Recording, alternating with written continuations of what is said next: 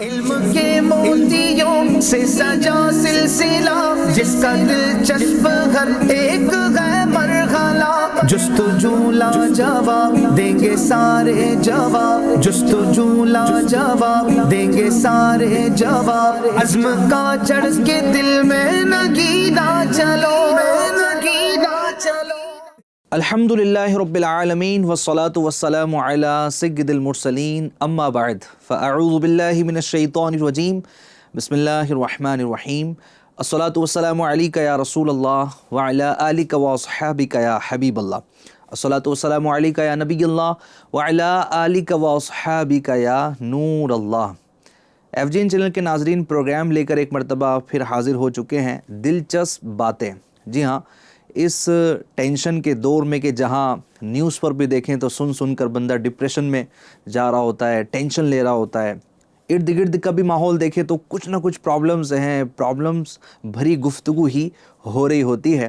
ایسے ماحول میں ہم یہ پروگرام لے کر آتے ہیں دلچسپ باتیں، تاکہ آپ یہ دلچسپ باتیں سن کر ذرا اپنے آپ کو خوش رکھیں، اور ان دلچسپ باتوں میں دین بھی ہوتا ہے۔ الحمدللہ ہماری کوشش ہوتی ہے کہ ہم جو بھی چیز یہاں بیان کریں، جو بھی سیگمنٹس لے کر آئیں، وہ ایسے سیگمنٹس ہوں کہ آپ اپنے آپ کو خوش بھی رکھیں، یعنی اپنے آپ کی دلچسپی کو برقرار بھی رکھیں، اور ساتھ ہی ان دلچسپ باتوں میں آپ علم دین بھی سیکھ سکیں۔ تو ناظرین، دلچسپ باتیں پروگرام کے اس ایپیسوڈ میں انشاءاللہ ہم پہلا سیگمنٹ شامل کریں گے، کہانی نصیحت کے ساتھ۔ ہمارے جو گیسٹ ہوں گے انشاءاللہ یہ کچھ کہانیاں بیان کریں گے، اور وہ کہانیاں ایسی ہوں گی جس میں میرے اور آپ کے لیے نصیحت بھی ہوں گی۔ اور دوسرا سیگمنٹ ہم شامل کریں گے ناموں کی دنیا، اور تیسرا سیگمنٹ ہمارا ہوگا فقہی پہلیاں۔ تو آئیے اب بلا تاخیر ہم اپنے گیسٹ کو پروگرام میں انوائٹ کرتے ہیں۔ آپ دیکھیے کون ہیں اور ان کی کہانیاں کیا ہیں، انشاءاللہ اس پر بھی ہم بات کریں گے۔ تو آئیے بلا تاخیر اب ہم اپنے پروگرام میں ہمارے فرسٹ گیسٹ کو انوائٹ کرتے ہیں، جن کا نام ہے مولانا علی مدنی صاحب۔ آئیے، ویلکم، السلام علیکم ورحمۃ اللہ وبرکاتہ۔ السلام ورحمۃ اللہ وبرکاتہ۔ ماشاءاللہ، کیسے ہیں علی بھائی؟ ٹھیک ہے، خیریت سے ہیں؟ ماشاءاللہ، بڑی دلچسپ آپ شخصیت بھی ہیں، اور باتیں بھی انشاءاللہ اس پروگرام میں بھی آپ دلچسپ فرمائیں گے۔ اس پروگرام کے ہمارے دوسرے گیسٹ ہیں مولانا اعظم مدنی صاحب، آپ بھی تشریف لائیں۔ السلام علیکم ورحمۃ اللہ وبرکاتہ۔ ماشاءاللہ، کیسے ہیں اعظم بھائی؟ ٹھیک ہے، خیریت سے ہیں؟ ماشاءاللہ ماشاءاللہ، اللہ پاک آپ دونوں کو سلامت رکھے۔ امید کرتا ہوں کہ انشاءاللہ آج کا پروگرام بھی بڑا دلچسپ ہوگا، اور ناظرین کو بہت کچھ سیکھنے کو بھی ملے گا انشاءاللہ۔ تو چلیں آپ بھی تشریف رکھیں، اور آپ بھی ماشاءاللہ تشریف رکھیں، اور ناظرین اگر آپ بھی کھڑے ہوں تو آپ بھی ذرا تشریف رکھیے، بیٹھیے، اور تو آئیے آپ آخر تک پروگرام میں شامل رہیں۔ انشاءاللہ بہت ساری دلچسپ باتیں سنیں گے اور علم دین بھی حاصل کریں گے انشاءاللہ الکریم۔ جی تو ناظرین، آپ دیکھ رہے ہیں پروگرام دلچسپ باتیں، اور باقاعدہ ہم فرسٹ سیگمنٹ کا آغاز کرنے جا رہے ہیں، لیکن اس سے پہلے آئیے درود پاک کی فضیلت سن لیجیے اور درود پاک پڑھ لیجیے۔ جی ہاں، ہماری کوئی بھی بیٹھک ہو، کوئی بھی مجلس ہو، کوئی بھی مشورہ ہو، ہمیں نبی رحمت صلی اللہ علیہ وسلم پر درود پاک پڑھنا نہیں بھولنا چاہیے۔ یہ ہمارے مجلسوں کا سکون ہے، اور ہماری بیٹھکوں کی کامیابی کا بہت بڑا سبب ہے کہ ہم ذکر مصطفیٰ کریں۔ حضور صلی اللہ علیہ وسلم کا فرمان عالی شان ہے، جس نے مجھ پر ایک مرتبہ درود پاک پڑھا، اللہ پاک اس پر 10 رحمتیں نازل فرماتا ہے، اس کے 10 گناہوں کو معاف فرماتا ہے، اور اس کے 10 درجات بلند فرماتا ہے۔ تو آئیے رحمت الہی میں سے حصہ پانے کے لیے، اپنے گناہوں کو معاف کرانے کے لیے اور درجات بلند کروانے کے لیے ہم درود پاک پڑھ لیتے ہیں۔ صلو علی الحبیب صلی اللہ علی محمد صلی اللہ تعالی علیہ وآلہ وبارک وسلم۔ فرسٹ ہمارا سیگمنٹ ہے کہانی نصیحت کے ساتھ، آئیے اس کا آغاز کرتے ہیں۔ جی، پہلی کہانی ہم سنیں گے ہمارے مولانا علی مدنی صاحب کے ساتھ۔ مسکراتا ہوا چہرہ ہے، اور کہانی اور واقعہ کون سا ہے وہ تو آپ ہی بتائیں گے۔ ٹائٹل کیا ہے، کون سا واقعہ آپ لے کر آئے ہیں؟ آج کی جو ہماری کہانی ہے سچی کہانی ہے، پہلی بات تو۔ اچھا۔ اور آج میں بتاؤں گا آپ کو کہ 6 درہم کے بدلے 60 درہم کیسے ملے۔ اچھا، 6 درہم کے بدلے 60 درہم کیسے ملے؟ اور ویسے ڈبل کرنے کے چکر میں تو لوگ لگے ہوئی ہیں، صحیح، میسیجز بھی دیکھ رہے ہیں، ویڈیوز بھی دیکھ رہے ہیں کہ کیسے راتوں رات ڈبل ہو جائے۔ یہ ڈبل نہیں ہے بلکہ یہ تو 10 گنا، یہ تو 10 گنا ہو گیا نا۔ تو چلیں آپ بیان کریں کہ کیا ہے۔ انشاءاللہ عز و جل۔ صلو علی الحبیب صلی اللہ تعالی علی محمد صلی اللہ علیہ وسلم۔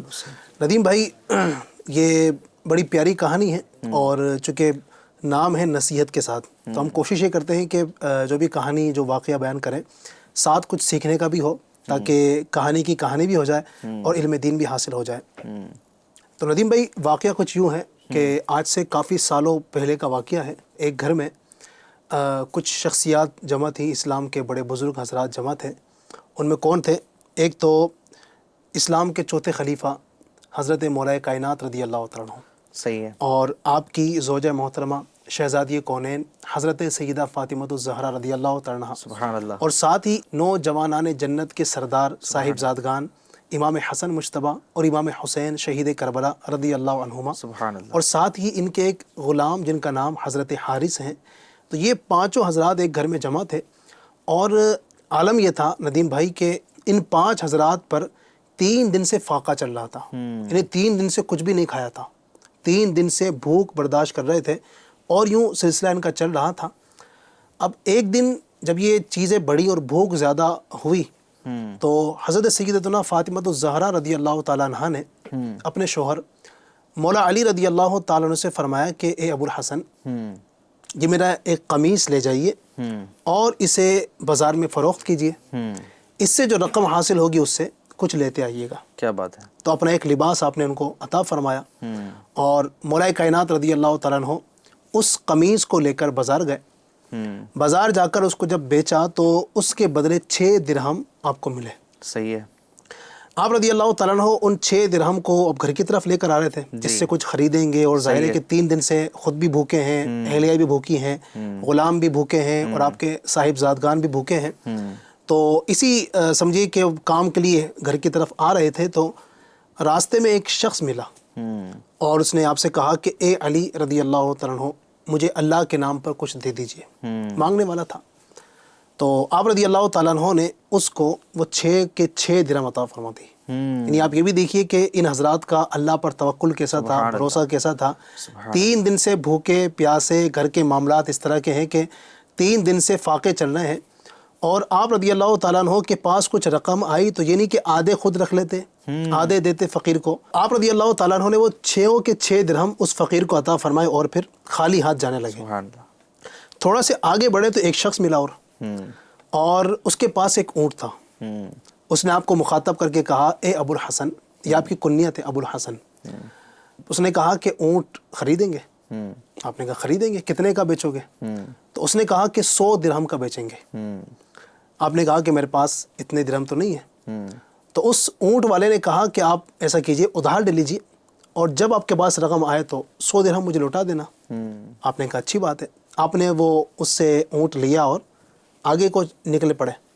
جب تھوڑا آگے گئے تو ایک اور شخص ملا. اس نے پھر آپ سے کہا اے ابو الحسن، اونٹ بیچو گے؟ آپ نے کہا بیچ دیں گے. کیا بات ہے. تو اس نے پوچھا کتنے کا خریدا؟ تو آپ رضی اللہ تعالیٰ عنہ نے ارشاد فرمایا کہ 100 درہم کا. اس نے سامنے سے کہا کہ 60 درہم اوپر مزید رکھ کر 160 میں مجھے بیچ دیجیے. آپ نے کہا بہت اچھی بات ہے. چنانچہ آپ کو اس نے 160 درہم دیے، اور آپ نے وہ اونٹ اس کو فروخت کر دیا. اب یہ رقم جو تھی 160 درہم ہو چکے تھے. اس کو جب آگے گھر کی طرف لے کر جانے لگے تو وہ شخص جس نے آپ کو اونٹ بیچا تھا وہ سامنے ملا. اس نے کہا ابو الحسن اونٹ کہاں ہے؟ آپ نے کہا وہ تو بیچ دیا. کتنے درہم میں؟ کہا 160 میں. تو اس نے کہا کہ میری رقم مجھے واپس لوٹا دیجئے. چنانچہ آپ رضی اللہ تعالیٰ عنہ نے اس کے جو 100 درہم تھے آپ نے لوٹا دیے، اور 60 درہم گھر لے جا کر اپنی بیوی حضرت سیدہ خاتون جنت فاطمۃ الزہرا رضی اللہ تعالیٰ عنہ کے ہاتھ میں رکھ دیے. اب حضرت فاطمۃ الزہرا رضی اللہ تعالیٰ عنہ نے جب یہ دیکھے کہ 60 درہم، تو آپ کو تعجب ہوا، کیونکہ جو آپ کی قمیص تھی وہ بظاہر اتنی زیادہ رقم کی نہیں تھی. دنیاوی طور پر آپ دیکھیں گے تو اتنی رقم کی نہیں تھی. تو آپ کو تعجب ہوا کہ میری قمیص 60 درہم میں کیسے فروخت ہو گئی. تو آپ نے وہ سارا واقعہ ان کو سنایا. بہرحال یہ واقعہ ہوا، اور اس پر ان حضرات نے اللہ پاک کا شکر ادا کیا. یعنی اب یہاں پر دیکھیں کہ انہوں نے اللہ کی راہ میں 6 درہم خرچ کیے تھے، اس کے بدلے میں اللہ تبارک و تعالیٰ نے ان کو 10 گنا عطا فرمایا نا. اللہ پاک ارشاد فرماتا ہے نا کہ من جاء بالحسنۃ فلہ عشر امثالھا. جو اللہ کی راہ میں ایک دے گا اللہ پاک اس کو 10 گنا عطا فرمائے. تو 10 گنا ان کو ملا. یہاں تک تو ہوا. اب اگلے دن کیا ہوا؟ مولا کائنات مولا علی مشکل کشا شیر خدا کرم اللہ تعالی وجہ الکریم نبی پاک کی بارگاہ میں حاضر ہوئے. اور جو واقعہ ہوا تھا آپ نے نبی پاک کی بارگاہ میں عرض کیا. تو پیارے آقا صلی اللہ علیہ وسلم نے ارشاد فرمایا اے علی، جانتے ہو یہ معاملہ کیا تھا؟ کہ ایک بندہ سامنے سے آیا، اونٹ لے کر آیا، اس نے تمہیں اونٹ بیچا، پھر دوسرا آیا اس نے اونٹ خریدا، اور اتنے میں یہ تمہارے معاملات ہوئے، ڈیل ہوا. یہ معاملہ ہے کیا اصل؟ تو آپ نے کہا اللہ و رسولہ عالم، اللہ اور اس کا رسول ہی زیادہ بہتر جانتے ہیں.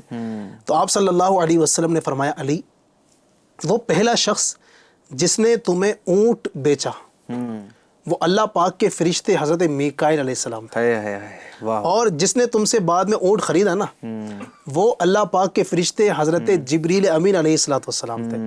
اور علی وہ جو اونٹنی تم نے خریدی بیچی، وہ اونٹنی قیامت کے دن میری بیٹی فاطمہ کی سواری بنے گی. تو یوں آپ دیکھیں سبحان اللہ کس طرح اللہ رب العزت نے ان حضرات کی غیب سے مدد فرمائی. یعنی صدقے کا انعام بھی کتنا پیارا ملا اور اس طرح کی برکتیں بھی نصیب ہوئی. واہ. میں یہاں پر مجھے وہ یاد آ رہا ہے، وہ شمع کیا بجھے جسے روشن خدا کرے، اسباب بن جاتے ہیں. سبحان اللہ. اتنا انٹرسٹنگ یہ واقعہ ہے کہ نکلے تھے گھر سے اور قمیص بیچا، اس کے 6 درہم ملے ہیں. پھر جناب ایک بندے سے اونٹ خریدا، وہ بھی ادھاری میں خریدا. پھر اس سے لے کر گئے تو تیسرا بندہ ملا، اور وہ سب کے سب کیا تھے؟ فرشتے تھے. سبحان اللہ. یعنی یہاں سے یہ بھی ہمیں سیکھنے کو ملتا ہے کہ ہمیں صدقہ کرنا چاہیے، اللہ کی راہ میں خرچ کرنا چاہیے. راہ خدا میں خرچ کرتے ہیں تو مال میں برکت ہی ہوتی ہے. آپ کہیں گے کہ ہم کیسے دیکھیں؟ تو آپ راہ خدا میں خرچ کرتے رہیے. اور یہ بھی میں بتاتا چلوں کہ برکت صرف یہی نہیں ہے کہ مال ہی زیادہ ملے گا. ہو سکتا ہے کہ آنے والی پریشانیاں ٹل گئی، بے شک یہ کم مال تھا اس میں اللہ پاک نے برکت دے دی، زیادہ ٹائم تک وہ ہمارے پاس رہا، یا کم مال میں ہمارے گھر بار کا خرچہ پورا چل گیا، تو یہ بھی برکت ہے کہ ہم آزمائشوں سے پریشانیوں سے بچ گئے. تو ماشاءاللہ بڑا پیارا واقعہ سنا ہے. اس میں ندیم بھائی آپ دیکھیں نا ایک اور سبق، یہ نصیحت ہم بیان کرتے ہیں، ایک نصیحت اور بھی جو میں سمجھ پایا اس سے، اس میں آپ دیکھیں ان خاندان اہل بیت کا توکل کے ساتھ. سبحان اللہ. یعنی 3 دن سے یہ حضرات بھوکے تھے، خود بھی بھوکے ہیں، وائف بھی بھوکی ہے، بچے بھوکے ہیں، غلام بھوکا ہے. اس کے بعد جب ایک غریب سامنے آیا نا جو مستحق تھا صدقے کا، تو آپ نے اب دیکھیے نا سب کچھ لٹا دیا. یعنی ایک ہمارے یہاں کیا ہوتا ہے نا، ہم تو خیر ان کی طرح کیسے ہو سکتے ہیں، ہم کتنے ضعیف الاعتقاد لوگ ہیں، اور ہمارا توکل کس قدر کمزور ہے. اللہ کرے کہ ہمارا توکل اس کی ذات پر مضبوط ہو. ہمارا تو حال یہ ہے نا کہ ہم بہت کچھ ہوتے ہوئے بھی نہیں دے پا رہے ہیں. ان کے پاس تو جمع پونجی 6 ہی درہم تھی، اور وہ بھی 3 دن بھوکے پیاسے رہنے کے بعد، اس کے باوجود سب کچھ لٹا دیا. اور ہمارا حال کیا ہے کہ کبھی مسجد میں دینے کی باری آئے نا، جیسے جمعہ کا دن آتا ہے ہمارے، تو جمعہ کے دن پھر وہ کوشش ہوتی ہے کہ سب سے پھٹی پرانی نوٹ ہوگی اور سب سے چھوٹی، کیونکہ آج کل جو نوٹ چل رہی ہے 5 روپے کی 10 روپے کی چل رہی ہے، سب سے چھوٹی عام طور پر جو دیکھنے میں آتی ہے. 5 روپے کا نوٹ تو مجھے خیال ہے کہ مجھے دیکھنے کو تو مل نہیں رہا ہے. سکہ مل جائے گا، آپ کو ملے گا، مسجد کے غلے میں ملے گا آپ کو. اچھا. وہیں سے وہ نکلتا ہے تو وہاں ڈل جاتا ہے. تو ہمارا حال یہ ہے، لیکن ان حضرات کا حال یہ تھا. پھر دیکھیں نا آپ، ہاتھوں ہاتھ چیز ملی بھی، تو اللہ پر بندے کو توکل مضبوط ہو، اللہ پر بھروسہ ہو، تو یہ برکتیں بھی نصیب. کیا بات ہے، کیا بات ہے. تو جب دینے کی باری آئے تو نوٹوں سے بھرے جیب میں بھی سکے تلاشے جائیں تو پھر ہم کیا امید رکھیں کہ ہمیں ریٹرن کیا ملے گا. بہرحال پھر بھی اللہ تبارک و تعالیٰ دیتا ہے. جو خرچ نہیں کرتا اللہ پاک اس کو بھی رزق دیتا ہے، اس کو بھی کھلاتا ہے. کیا شان ہے میرے رب کی، کیا قدرت ہے میرے رب کی کہ اس نے رزق کا ذمہ لیا ہے تو وہ کھلا کر رہتا ہے. اور بڑے بڑے عالیشان پہاڑوں کے درمیان چھوٹے چھوٹے سوراخوں میں بھی وہ جانوروں کو رزق پہنچاتا ہے اور انسانوں کو بھی پہنچاتا ہے. اعظم مدنی صاحب کی طرف بڑھوں گا. اعظم بھائی، کون سی کہانی ہے، کون سا واقعہ ہے اور اس میں کیا نصیحت ہے، آپ کو جو ارشاد فرمائیں. آج کا واقعہ بھی ماشاءاللہ بڑا پیارا ہے. جیسا کہ ہمارا سیگمنٹ ہے کہانی نصیحت کے ساتھ، تو کہانی بھی ہے اور سیکھنے کی چیزیں بھی ہیں، نصیحتیں بھی ہیں. کیا بات. آج کی کہانی کا ٹائٹل ہے کہ اس کا اندھا ہونا ہی بہتر تھا. اچھا. کئی بار ایسا ہوتا ہے نا کہ اندھا ہونا تو عیب ہوتا ہے، بندہ سوچتا ہے یار اندھا ہے، یا کئی بار اندھا بولنا بھی کسی کو یہی ایک عیب ہے، لیکن اس کا اندھا ہونا ہی بہتر تھا. کیسے تھا وہ انشاءاللہ کہانی میں. کیا بات ہے. یعنی اندھا ہونا بہتر نہیں کہا جاتا، اخیارہ ہونا، اور جو جتنا تیز دیکھ لیتا ہے اس کو کہا جاتا ہے کہ یار کتنی اس کی نگاہیں مضبوط ہیں، اس کی نظر کتنی مضبوط ہے. لیکن کیا اندھا ہونا بھی بہتر ہو سکتا ہے؟ وہ کیسے ہوگا وہ تو آپ ہی بتائیں گے. جی ندیم بھائی، واقعہ جو ہے وہ حضرت عیسیٰ علیہ السلام کے دور کا ہے، اور حضرت عیسیٰ علیہ السلام اللہ کے بہت بڑے نبی ہیں. آپ کسی مقام سے گزر رہے تھے، آپ کا گزر ہوا، آپ نے دیکھا کہ ایک نہر ہے. اب نہر کے اندر کیا ہوتا ہے کہ بچے جو ہے وہ کھیل رہے ہوتے ہیں، نہا رہے ہوتے ہیں. اور اس نہر کے اندر بچے جب نہا رہے ہوتے ہیں تو کچھ بچے ایک دوسرے کو پریشان بھی کر رہے ہوتے ہیں. ہم بھی دیکھتے ہیں عام طور پر کہ اگر کہیں سوئمنگ پول ہوتا ہے یا کہیں جو ہے نا وہ واٹر پارک ہوتا ہے تو بچے کھیلتے ہوئے جو مستیاں کر رہے ہوتے ہیں وہ تو جو دیکھتا ہے اسی کو گاؤں میں اب بھی ندیاں ہیں تو بچے سارے نا اپنا کھیل کر رہے ہوتے ہیں. اس طریقے کی چیزیں ہو رہی ہوتی ہیں. آپ دیکھتے ہیں کہ ایک بچہ ہے جو نابینا ہے, جو اندھا ہے, اور اس بچے کو یہ سارے بچے پریشان کر رہے ہیں, پریشان کس انداز میں کر رہے ہیں. بچے آتے ہیں اور نابینا جو بچہ ہے اس کا سر پکڑتے ہیں اور پانی کے اندر ڈبکی لگا دیتے ہیں. اب ڈبکی لگاتے ہیں اور پھر بھاگ جاتے ہیں. وہ بچہ جو ہے وہ نابینا جب سر اٹھاتا ہے, دیکھتا ہے, ڈھونڈنے کی کوشش کرتا ہے, پانی کے اندر ہاتھ پیر مارنے کی کوشش کرتا ہے, لیکن خیر نابینا ہوتا ہے اور وہ دیکھ نہیں پاتا. تو اس انداز میں اس کو پریشان کیا جا رہا ہوتا ہے. حضرت عیسیٰ علیہ السلام اللہ تبارک و تعالیٰ کے نبی اور بڑی نرم دل شخصیت, آپ دیکھتے ہیں تو آپ بالکل آپ کے اندر نا ایک ہمدردی کا جذبہ جو ہے وہ نکل کر آتا ہے اور آپ اللہ تبارک و تعالیٰ کی بارگاہ میں محو گفتگو ہو جاتے ہیں. اللہ تبارک و تعالیٰ سے آپ دعا کرتے ہیں, یا اللہ تبارک و تعالیٰ اس بچے کو آنکھیں عطا فرما دے, کیونکہ آنکھیں نہیں ہیں تو بچے اس پر ظلم کر رہے ہیں. اب حضرت عیسیٰ علیہ السلام اللہ کے نبی ہیں, اللہ تبارک و تعالیٰ کی بارگاہ میں حضرت عیسیٰ کی دعا قبول ہوتی ہے اور اس بچے کو آنکھیں دے دی جاتی ہیں. سبحان اللہ. اب وہ دیکھنے لگتا ہے. اب کیا ہوا ندیم بھائی کہ اب ہر بار کی طرح بچے جو ہے وہ اس کے پاس آتے ہیں, آنے کے بعد اس کو ڈبانے کی کوشش کرتے ہیں, لیکن اس بار معاملہ الٹ ہو جاتا ہے. اچھا, اس بار تو اس کی آنکھیں تھیں, وہ دیکھ سکتا ہے, تو اس بار معاملہ الٹ ہو جاتا ہے اور دیکھنے کی وجہ سے وہ جو پہلے نہیں دیکھتا تھا بچہ, وہ بچہ دوسرے بچوں کو پکڑتا ہے اور اس میں سے 2 بچوں کے سروں کو پکڑ کر پانی کے اندر کر دیتا ہے. وہ بولے ایک ہی بار میں سارا بدلہ نکالنے کے لیے نا. ہاں, بدلہ نکالنے کے لیے. اب جب وہ ان کے سروں کو پانی کے اندر چھوڑتا ہے اور اتنی دیر تک پانی کے اندر رکھتا ہے کہ ندیم بھائی کہ ان دونوں بچوں کا دم نکل جاتا ہے اور دونوں بچے انتقال کر جاتے ہیں. اللہ اکبر, اللہ. اب حضرت عیسیٰ علیہ السلام نے جب اس کا یہ انداز دیکھا تو آپ بڑا غضبناک ہوئے اور آپ کے چہرے پر نا سرخی کے آثار نمایاں ہوئے. اب جلال بھرے انداز میں اللہ تبارک و تعالیٰ کی بارگاہ میں پھر سے دعا کرنے لگے, یا اللہ تبارک و تعالیٰ یہ اندھا تھا یہی بہتر تھا, اس کا اندھا ہونا ہی بہتر تھا.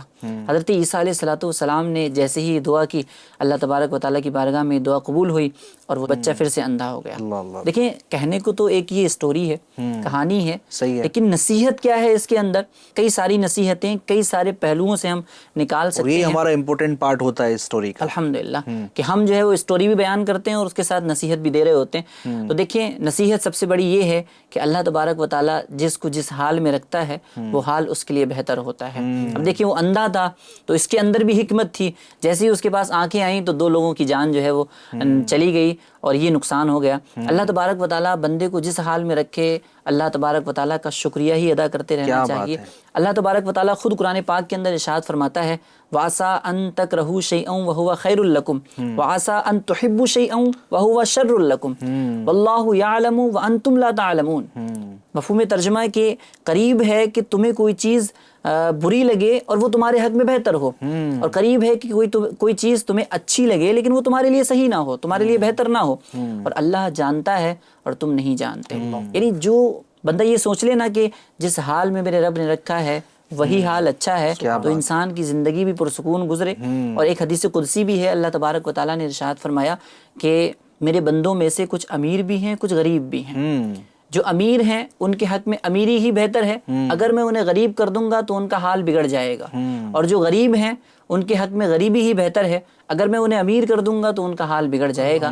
تو اللہ تبارک و تعالیٰ بے شک جانتا ہے, اور ہمارا یقین ہے, ایمان بھی ہے کہ جو چیز ہمارے حق میں بہتر ہے وہ اللہ تبارک و تعالیٰ بخوبی جانتا ہے. تو بندہ اس اطمینان کے ساتھ زندگی گزارے نا کہ جو کچھ بھی ہے میرے پاس وہ بہتر ہے, اللہ کی رضا پر راضی رہے. اللہ کی رضا پر راضی رہے. اور کسی نے ایک شعر بھی کہا ہے نا, نہ کمال اچھا نہ زوال اچھا, اللہ جس حال میں رکھے وہ حال اچھا.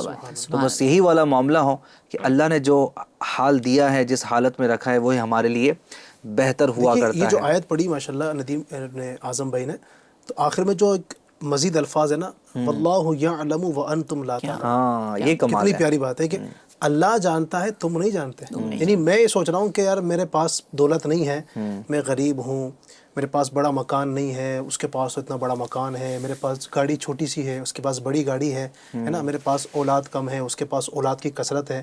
میں یہ سوچ رہا ہوں، لیکن میرے حق میں کیا ہے؟ واللہ یعلم وانتم لا تعلمون، اللہ جانتا ہے تم نہیں جانتے. صحیح ہے. بندہ یہ سوچ لے نا، جو آپ نے بات کہی کہ ہر حال میں اللہ کا شکر ادا کر لے، تو پھر سارے شکوے شکایت گیلے کیا سب ختم ہو بات ہے، جائیں. کیا بات ہے. تو بڑی پیاری کہانی، بڑا پیارا واقعہ بتایا حضرت عیسیٰ علیہ السلام کا. یہ واقعہ اور ایک بچے کا، نابینا بچے کا واقعہ ہے.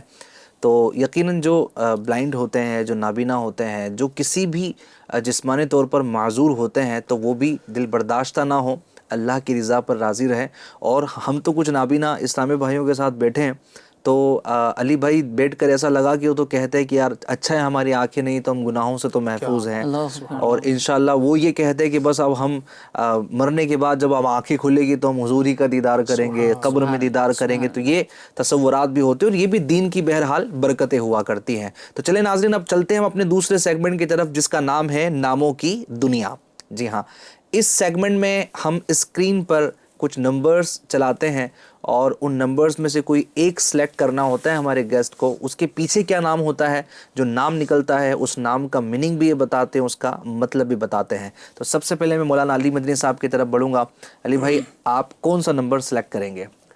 ندیم بھائی، نمبر 2 سلیکٹ کرتا ہوں. کیا بات ہے، ٹھیک ہے جی. جی نمبر 2 دیکھتے ہیں کہ نمبر 2 کے پیچھے کیا ہے. نام آیا ہے رقیہ. کیا بات ہے. یہ بچیوں کا نام عموماً رکھا جاتا ہے رقیہ. تو رقیہ نام کا میننگ کیا ہے، اس کو نسبت کیا حاصل ہے؟ رقیہ جو ہے بڑا پیارا نام ہے، اور ہمارے پیارے آقا صلی اللہ علیہ وسلم کی پیاری بیٹی کا نام ہے. اور پیارے آقا صلی اللہ علیہ وسلم کی 4 صاحبزادیاں ہیں. حضرت ام کلثوم ہیں، حضرت زینب ہے، حضرت فاطمہ الزہرا ہے، اور حضرت رقیہ رضی اللہ تعالی عنہن. اچھا، بڑی پیاری مزید ایک دلچسپ بات بتا دوں کہ نبی پاک صلی اللہ علیہ وسلم نے اپنی 2 بیٹیاں ایک کے بعد ایک جس صحابی کو دی، وہ حضرت عثمان غنی رضی اللہ تعالیٰ عنہ ہے. اور ان میں بھی نبی پاک نے پہلی بیٹی جو دی تھی یہ وہ حضرت رقیہ رضی اللہ تعالیٰ عنہا ہی. اسی لیے لقب آپ کا ذوالنورین بھی آپ کا کہا جاتا ہے، 2 نور والے. کیا بات ہے. تو بہرحال تو آپ رضی اللہ تعالیٰ عنہا بڑی پاک ہیں اور نیک سیرت ہیں. ہم آتے ہیں اس کے معنی کی طرف. رقیہ یہ بڑا برکت والا نام ہے، اور اس کا جو مطلب ہوتا ہے وہ ہوتا ہے ترقی کرنے والی، بلندی پر چڑھنے والی، ہے نا. مطلب دن بدن جسے کہتے ہیں نا کہ آگے بڑھنے والی، ترقی کرنے والی.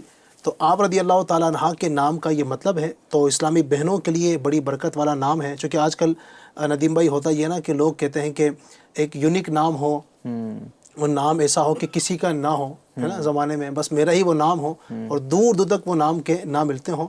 تو یاد رکھیے، یونیک نام کی کوئی فضیلت نہ قرآن میں ہے، نہ حدیث میں ہے، نہ دیگر کتابوں کے اندر ہے. ہاں، فضیلت جو ہے وہ انہی مبارک ناموں میں ہے. اگر یہ نام رکھتی ہیں اسلامی بہنیں اپنی بچیوں کا رقیہ، تو انشاءاللہ حضرت رقیہ رضی اللہ تعالیٰ عنہ کی برکت بھی ملے گی. تو نام کا مطلب پھر سے سن لیجئے، رقیہ مطلب ترقی کرنے والی. سبحان اللہ، کیا بات ہے. رقیہ کا مطلب ہوتا ہے ترقی کرنے والی. تو یہ اچھی نیت سے رکھیں گے، نبی پاک صلی اللہ علیہ وسلم کی شہزادی ہیں، اس نیت سے رکھیں گے تو انشاءاللہ حضرت رقیہ رضی اللہ تعالی عنہا کی برکتیں بھی یہ ہمیں ملا کریں گی. اعظم مدنی صاحب کی طرف بڑھتے ہیں اور دیکھتے ہیں کہ اعظم مدنی صاحب کون سا نمبر سلیکٹ کر رہے ہیں. جی اعظم بھائی. نمبر 3. نمبر 3. جی 3 نمبر کے پیچھے کون سا نام ہے، آئیے یہ دیکھتے ہیں.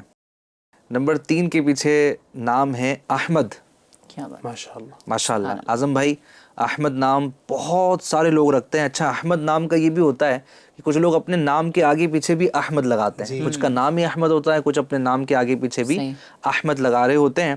تو احمد نام کا میننگ کیا ہوتا ہے اور کس طرح یہ نام نسبت والا بن جاتا ہے؟ ماشاءاللہ بڑا پیارا نام ہے، بڑا متبرک نام ہے، کیونکہ اس نام کو ڈائریکٹ نبی پاک صلی اللہ تعالیٰ علیہ وآلہ وسلم سے نسبت حاصل ہے.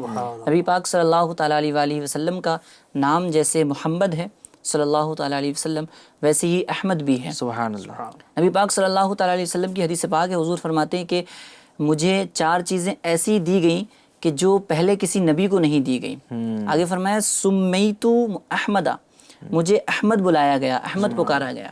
تو احمد نام ایسا ہے کہ جو پچھلے کسی نبی کو نہیں دیا گیا، نبی پاک صلی اللہ تعالیٰ علیہ وسلم کو عطا کیا گیا. اور نبی پاک صلی اللہ تعالیٰ علیہ وسلم کے توسل سے دیگر مسلمانوں کے گھروں کے اندر بھی بہت سارے احمد ہوتے ہیں. اور ایک احمد کو تو ہم بھی جانتے ہیں ماشاءاللہ، ہندوستان کے بڑے ہی عظیم مفتی حضور سیدی اعلیٰ حضرت احمد رضا خان. آپ کا جو اصل نام ہے وہ احمد ہی ہے، احمد رضا خان. اب آتے ہیں اس کے معنی کی طرف. اس کا معنی کیا ہے؟ اس کا معنی ہوتا ہے اصل میں زیادہ تعریف کرنے والا، زیادہ حمد کرنے والا، زیادہ تعریف کرنے والا. یہ جو ہے وہ باب سمیع یسمعو جو درس نظامی پڑھتے ہیں انہیں پتہ بھی ہوگا. حمد یحمد حمدن فهو حامد سے اس میں تفضیل ہے. اور اس میں تفضیل جو ہوتا ہے وہ دو چیزوں کے درمیان جو زیادہ ہوتا ہے اس کی طرف جو ہے وہ اشارہ کرنے کے لیے آتا ہے. جیسے ایک مثال دوں میں، زید احمد من بکر، زید بکر سے زیادہ تعریف کرنے والا ہے. تو احمد کا معنی ہوتا ہے زیادہ حمد کرنے والا، زیادہ تعریف کرنے والا، اللہ تبارک و تعالیٰ کی زیادہ حمد کرنے والا. تو بڑا مبارک نام ہے، رکھنا بھی چاہیے، بڑی برکتیں بھی ہیں. کیا بات ہے. تو یہ بھی بڑا نسبت والا نام ہے، یہ بھی رکھنا چاہیے. اور بات یہی ہے، یہاں سے بھی یہی سیکھنے کو ملتا ہے کہ ہمیں نسبت والے نام رکھنے چاہیے. ایسا بھی ہوتا ہے اعظم بھائی کہ کہیں جاتے نام پوچھتے تو کوئی بولتا ہے لالو خاں، کوئی بولتا ہے کالو خاں. تو لالو نے، کالو نے، جالو، یہ سارے کے سارے نام ہونا. پھر اس کے علاوہ بھی بڑے عجیب و غریب جو ہے وہ نام رکھے جاتے ہیں. راجو، ٹنکو، ہاں، تو یہ ساری کی ساری چیزیں یہاں آ رہی ہوتی. کچھ تو ہم نے کچھ غیروں سے بھی نام لیے اور رکھ لیے. تو یہ کوئی نام وام نہیں ہوتے ہیں، نام نسبت والے ہونے چاہیے اور اچھے ہونے چاہیے. اور جو نام اس طرح کے رکھے جاتے ہیں جیسے احمد ہیں وغیرہ، تو پکارنے والے کو بھی چاہیے اس کو پراپر ہی پکارے. نام بگاڑ کر جو ہے وہ نہیں پکارنا چاہیے، برے القابات سے نہیں پکارنا چاہیے، کیونکہ قرآن کریم نے بھی صراحت کے ساتھ اس کو بیان کیا ہے کہ برے القابات سے نہ پکارو. آئیے اب چلتے ہیں علی بھائی کی طرف اور دیکھتے ہیں کہ دوسرا نام کون سا نکل کر آتا ہے جو نمبر یہ سلیکٹ کرتے ہیں اس کے پیچھے. جی علی بھائی کون سا نمبر سلیکٹ کریں گے؟ میں نمبر 6 لیتا ہوں. نمبر 6. جی نمبر 6 کے پیچھے کیا ہے یہ دیکھ لیتے ہیں. نمبر 6 کے پیچھے نکل کر آیا ہے مزمل. تو نام مزمل کا میننگ کیا ہے اور کس سے اس نام کو نسبت حاصل ہے؟ جی مزمل بھی ہمارے یہاں ماشاءاللہ کافی لوگ نام رکھتے ہیں اور بڑا پسند کیا جاتا ہے نا، یعنی اس کو بولنے میں ہی بڑا لگتا ہے پیارا، مزمل. اچھا سب سے پہلے تو میں تلفظ بتا دوں، اور کچھ لوگ اس کو بولتے ہیں مزمل. عام طور پر آپ سنو گے نا لوگوں سے تو کہتے ہیں مزمل بھائی، مزمل. ٹھیک ہے، تو مزمل نام نہیں ہے اصل میں، زا اور میم دونوں پر تشدید ہے، مزمل. اچھا ناظرین اصل جو نام ہے مزمل، جو مزمل بولتے ہیں تو وہ یاد رکھیے گا، یہ نام تلفظ ایسا نہیں ہے بلکہ مزمل یہ تلفظ ہے. صحیح ہے. اور مزمل کا مطلب کیا ہوتا ہے اس کو بتانے سے پہلے بتا دوں کہ اس نام کو بھی نبی پاک صلی اللہ علیہ وسلم سے نسبت حاصل ہے. جی ہاں، قرآن کریم کی پوری ایک سورت ہے ندیم بھائی، اس کا نام ہی ہے سورہ مزمل. قرآن کریم کے 29ویں پارے میں ایک سورت ہے سورہ مزمل، یا ایھا المزمل.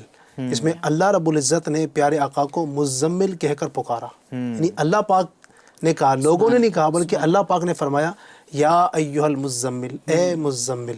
تو نبی پاک کے صفاتی ناموں میں سے ایک بڑا ہی پیارا یہ نام ہے مزمل. کیا بات. اب اس کے اگر معنی کی طرف آئیں تو معنی کیا ہے؟ مزمل یہ بھی یہ ایک اس میں فاعل ہے عربی کے قواعد کے اعتبار سے، اور اس کا مطلب ہوتا ہے چادر اوڑھنے والا. سبحان اللہ. کمبل اوڑھنے والا، تو یہ اس کا مطلب ہے.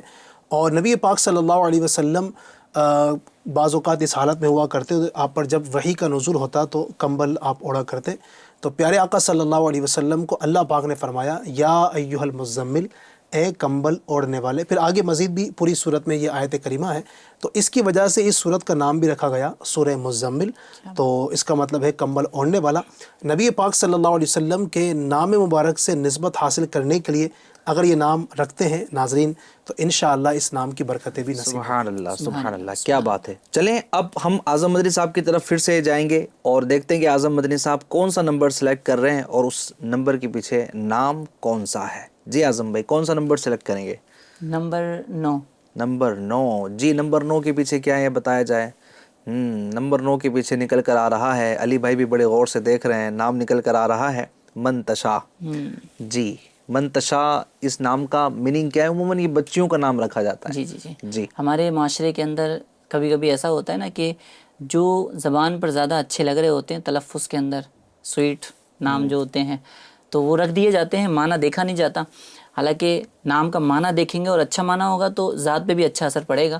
اب دیکھیں منتشا بولنے میں تو کافی اچھا لگ رہا ہے، خوبصورت سا لگ رہا ہے، پر اس کے معنی پہ غور کریں گے تو آپ کو پتہ چلے گا کہ اس کا معنی کیا ہے. دیکھیں منتشا اگر عربی کے لحاظ سے دیکھیں تو 2 لفظ ہیں، من اور تشا. یہ لفظ جو ہے نا قرآن کریم کے اندر بھی استعمال ہوا، وَتُعِزُّ مَن تَشَاءُ، ہو سکتا ہے کسی نے وہاں سے لیا ہو. تو خیر اس کا کوئی خاص معنی نہیں ہوتا، ایسا معنی نہیں ہوتا کہ جس معنی کی وجہ سے اس کو نام بنایا جائے یا نام رکھا جائے. ایک قاعدہ آپ ہمیشہ یاد رکھیں کہ نام جو ہے نا وہ ایسے رکھے جائیں کہ جن کا معنی ہو اور معنی بھی اچھا ہو. اور نام اگر نسبت والا ہے تو مدینہ مدینہ ہے، کیونکہ نام کا جو ہے نا وہ ذات پر اثر پڑتا ہے. جیسا نام ہوگا، جیسا اس کا معنی ہوگا، ویسی اوصاف جو ہے وہ ذات کے اندر آ رہے ہوتے ہیں. تو ایسے نام رکھنے چاہیے. اب قرآن کریم سے جو نام لینے کا جو ایک ٹرینڈ ہے، وہ باقاعدہ کہا جاتا ہے کہ قرآن سے نام نکال کر دیجئے.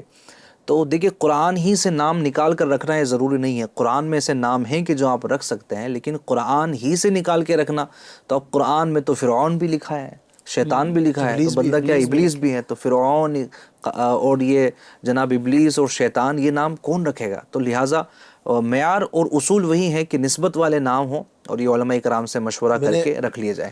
میں بھی جانتا ہوں، ہماری جہاں میں رہتا ہوں بلڈنگ میں، تو وہاں پر ایک بچی ہے، اس کا نام ہے فبیہا. اچھا، فبیہا، یہ بھی سمجھے فا ایک حرف ہے عربی کا، با ایک حرف ہے اور ہا ایک آگے ضمیر ہے.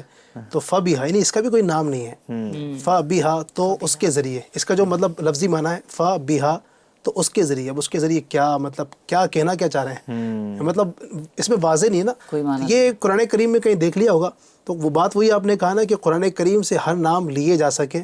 ایک شخص کا، کسی مفتی صاحب نے بتایا تھا، ایک بچے کا نام کہیں گئے تو اس نے پوچھا بچے کا نام کیا ہے، تو بولا نام تو بڑا پیارا ہے، کیا نام ہے؟ خناس. خناس سے نام اچھا سننے میں یونیک بھی ہے.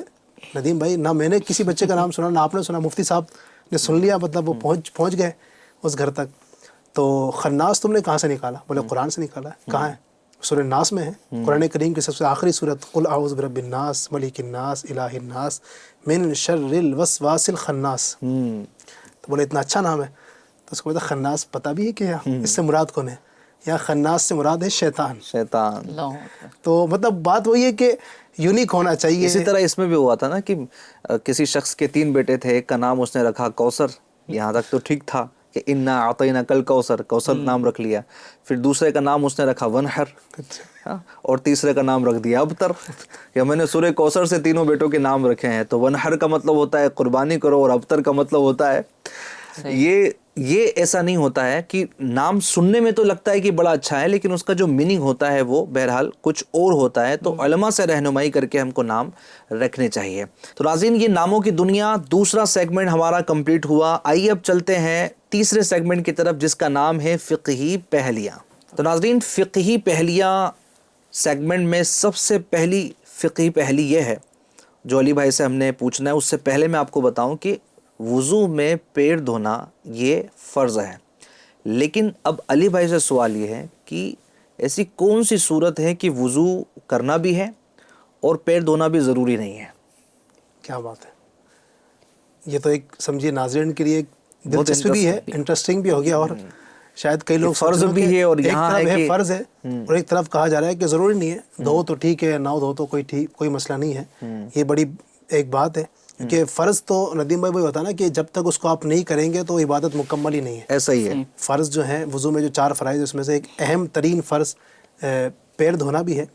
تو بالکل ایسی صورت ہے کہ آپ کو وضو بھی کرنا ہے اور آپ نے پاؤں نہیں دھوئے تب بھی وضو ہو جائے گا. ایسی صورت ہے. صحیح ہے. ناظرین بھی سوچیں کہ کیا ہو سکتا ہے. کون سی صورت ہے؟ جی ہاں، چلے بتا دیتے ہیں انشاءاللہ. کوئی صورت ہے کیا؟ جی بالکل ایسی صورت ہے.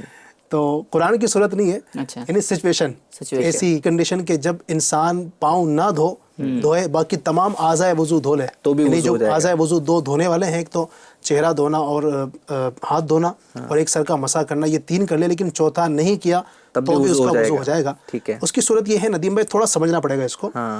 یہ کئی لوگوں کے لیے شاید نئی بات ہوگی. فقہی کتابیں جب آپ پڑھتے ہیں، کھولتے ہیں، تو اس میں ایک باب باقاعدہ ہوتا ہے، اس کا نام ہوتا ہے باب مسح علی الخفین. خفین پر مسح کرنے کا باب، یعنی ایک چیپٹر پورا ہوتا ہے جس میں خفین پر مسح کرنے کے تعلق سے بتایا جاتا ہے. خفین کیا ہوتا ہے؟ خفین یعنی موزے، آپ سمجھ لیجیے. اچھا یہ ہم نے جو موزے پہن رکھے ہیں یہ موزے مراد نہیں بلکہ چمڑے کے موزے یا چمڑے کی طرح کے ایسے موزے کہ آپ پانی ڈالیں تو اندر تک جذب نہ ہو، ٹھیک ہے، وہ مراد یہاں پر موزے ہیں. تو اس پر مسح کرنے کا یہ باب ہے.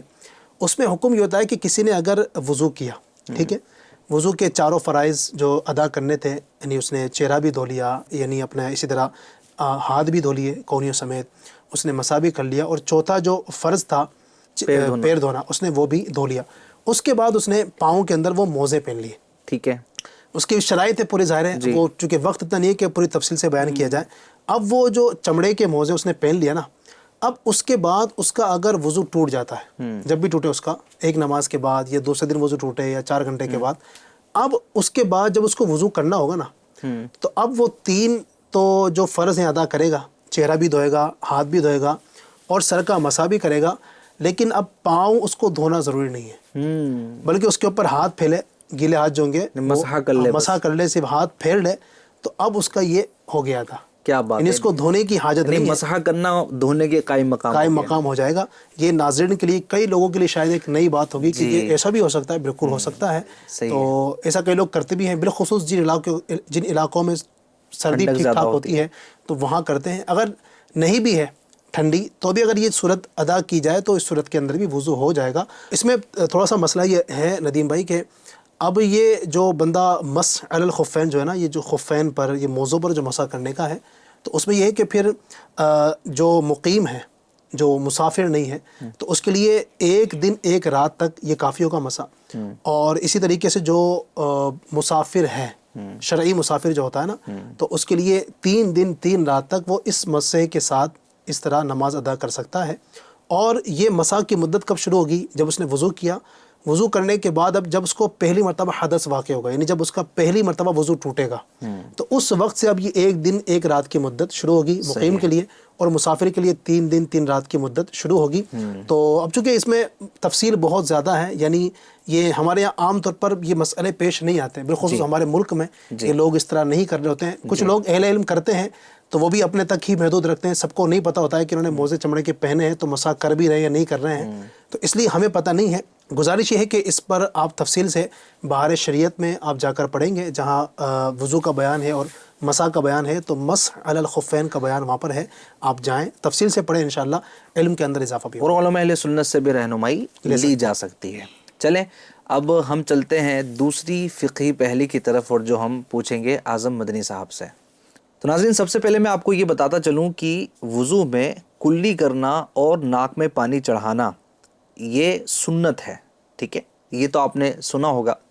لیکن ہم اعظم مدنی صاحب سے پوچھنا چاہیں گے کہ ایسی کون سی کنڈیشن ہے کہ وضو میں ناک میں پانی چڑھانا اور منہ میں پانی چڑھانا، یعنی کلی کرنا اور ناک میں پانی چڑھانا یہ جائز ہی نہیں ہے؟ ایسی کون سی صورت ہے؟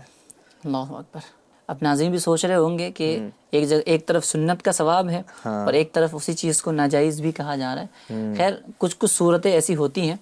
اس کی کیا صورت ہے؟ اس کی صورت کتابوں کے اندر یہ لکھی گئی کہ 2 شرطوں کے ساتھ. ایک تو شرط یہ ہے کہ نماز کا وقت کم ہو، نماز کا وقت اختتام کی جانب ہو رہا ہو، نماز جو ہے وہ کا ٹائم جو ہے ختم ہونے والا ہو، وقت کم ہو. دوسری چیز یہ ہے کہ کلی کرنا اور ناک میں پانی ڈالنے کی وجہ سے پانی اتنا کم ہو جائے گا کہ فرائض وضو بھی ادا نہیں ہو پائیں گے. یعنی وضو کے اندر جو جیسے بتایا گیا نا، جو چیزیں فرض ہیں، چہرہ دھلنا، کونیوں سمیت دونوں ہاتھ دھلنا، چوتھائی سر کا مسح کرنا اور ٹخنوں سمیت دونوں پاؤں دھلنا، یہ 4 فرائض ہیں وضو کے. ان کو دھلنے میں کمی واقع ہوگی کیونکہ پانی بھی کم ہے. اگر ہم کلی کرتے ہیں، ناک میں پانی ڈالتے ہیں، تو ہم فرائض وضو بھی ادا نہیں کر پائیں گے. تو ان 2 شرطوں کے ساتھ کلی کرنا اور ناک میں پانی ڈالنا اس وضو کے اندر پھر ناجائز ہو جائے گا. بندہ بغیر کلی کیے، بغیر ناک میں پانی ڈالے، فرائض کو ادا کرتے ہوئے وقت کے اندر نماز کو مکمل کرے. صحیح ہے. یعنی اس سے یہ بات کا بھی اندازہ ہوتا ہے کہ فرض کی تکمیل یہ سب سے پہلے ہے، ٹھیک ہے، اور اس کے بعد پھر واجب کا اور پھر سنت کا وغیرہ وغیرہ یہ درجہ آتا ہے. بہرحال جو بھی چیز ہم پر لازم ہے اس کو ہمیں ادا کرنا ہے. لیکن جب اس طرح کی کنڈیشن آ جائے تو ہمیں کیا کرنا چاہیے، کیا ہونا چاہیے، یہ بھی بڑا انٹرسٹنگ ایک علم ہوتا ہے کہ اگر یہ کنڈیشن ہو تو کس کس چیز کی رخصت ملتی ہے، نہیں ملتی ہے. جب آپ فقہ کا مطالعہ کریں گے، یعنی مسئلے مسائل جو ہمارے یہاں بولتے ہیں ایک عام لینگویج میں کہ مسئلے مسائل کی کتاب، اگر مسئلے مسائل کی کتاب جو عام ہمارے یہاں پر کہا جاتا ہے کہ مسئلے مسائل کی کتاب ہے، تو آپ اس طرح کی کتابوں کو اگر پڑھیں گے تو انشاءاللہ اس طرح کی باتیں سیکھنے اور سمجھنے کا آپ کو موقع ملے گا۔ ناظرین، ہمارا تیسرا سیگمنٹ بھی ختم ہوا۔ امید کرتے ہیں کہ آپ نے ہمارے اس پروگرام کو دیکھ کر بہت ساری باتیں سیکھی ہوں گی، سمجھی ہوں گی۔ انشاءاللہ آپ نیکسٹ ایپیسوڈ بھی دیکھیں گے تو آپ کو بہت مزہ آئے گا۔ یہ بھی پروگرام اور FJN چینل کے دیگر پروگرامز بھی دیکھیں، علم دین حاصل کریں اور اپنی دنیا اور آخرت کو کامیاب بنائیں۔ اپنا بہت خیال رکھیں، FJN چینل دیکھتے رہیں۔ صلو علی الحبیب صلی اللہ علی محمد صلی اللہ علیہ وسلم۔ علم کے موتیوں سے سجا سلسلہ، جس کا دلچسپ ہر ایک ہے مرحلہ، جستجو لاجواب دیں گے سارے جواب، جستجو لاجواب دیں گے سارے جواب، عزم کا چڑھ کے دل میں نگیدہ